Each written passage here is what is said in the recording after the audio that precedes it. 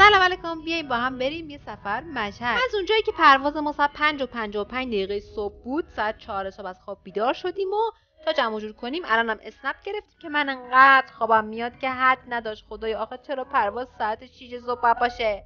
اسنپی که ما گرفته بودیم بالاخره خدا رو شکر ما رو رسون فرودگاه. یه جوری میرفت آدم فکر می‌کنه ما رو به پرواز نمیرسونه.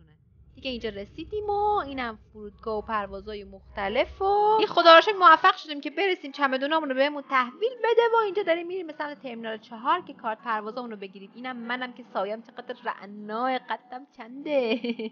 و رسیدیم به بخش گرفتن کارت پرواز که من اینجا به این آقا گفتم تو رو خدای صندلی بغل پنجره بده. گفت خانم اینقدر التماس نکن، صندلی خالی زیاده، اینم بفرما، اینم مال تو. اینجا دیگه سوار این اتوبوسا شدیم که بریم به سمت هواپیما.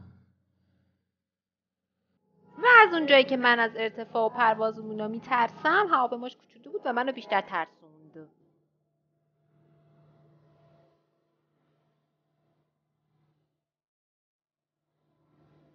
و اینجا سعی کردم آرامش خودم رو حفظ کنم و اصلا به کوچیک بودن هواپیما توجهی نداشته باشم. و اینجا قیافم کاملا مشخصه، یه گرخیدم و الکی دارم میخندم که بگم آره من خیلی نترس و شجاع و اینا حرفام. که اونجا روی کاپیتان پرواز ما کراش زدیم. ببینید چقدر جذابه.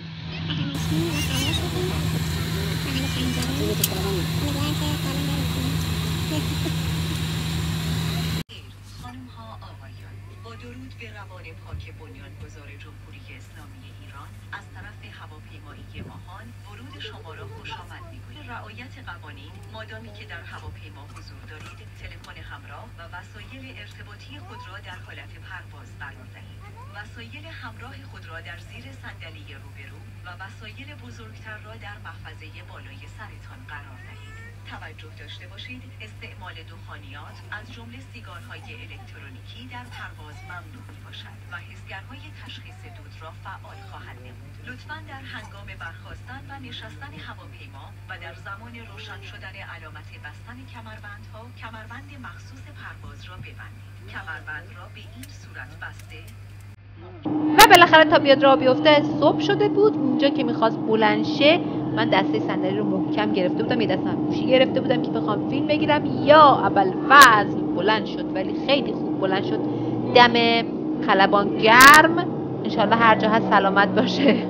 و آقای خلبان هر جا هستی ما دوستت داریم، ما رو کراش هستیم. بله، حتی من اسمش هم نمیدونم چی بود، باورتون میشه؟ این چه وضع کراش زدنه والا، الکی دیگه، الکی.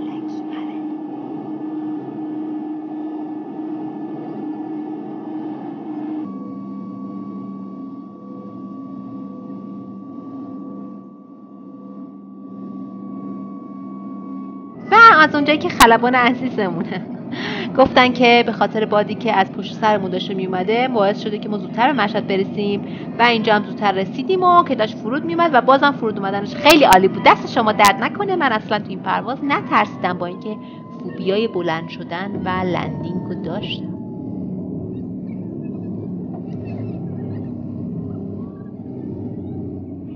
و اینجا هم که خدا رو شکر میکردم که بالاخره سالم رسیدیم. اللهم.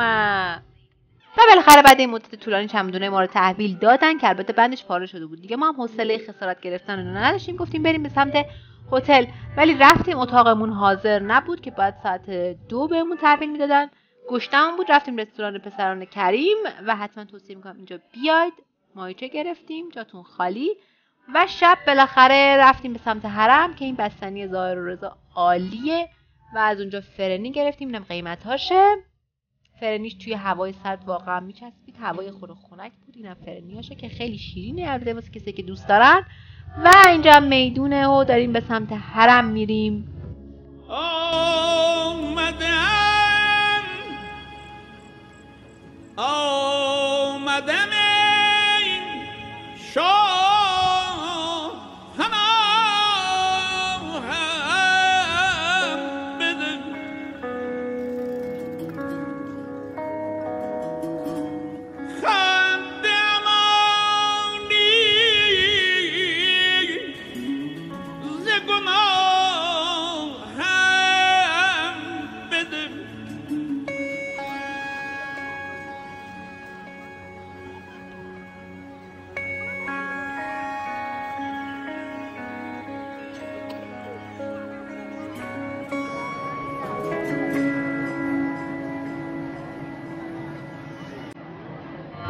که این 2 روزو انقدر خوابیدیم و فقط یه خورده خرید کردیم، کار خاص دیگه نکردیم، دیگه داریم برمیگردیم. اینم فرودگاه بین‌المللی هاشمی نژاد مشهد. کارت پروازمون رو زودتر گرفتیم چون خیلی زود اومدیم به سمت فرودگاه.